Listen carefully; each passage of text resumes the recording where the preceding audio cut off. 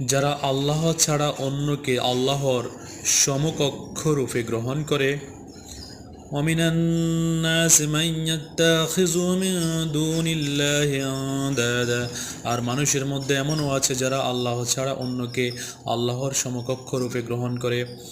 ইউহিব্বুনাহুম কাহুব্বিল্লাহ, তাদেরকে আল্লাহকে ভালোবাসার মতো ভালোবাসে।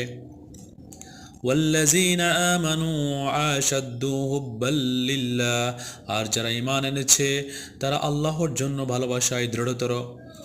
ولو يرى الذين ظلموا إذ يرون العذاب أن القوة لله جميعا, আর যদি জালেমগণ দেখে যখন তারা আযাব দেখবে যে নিশ্চয় সকল শক্তি আল্লাহর জন্য।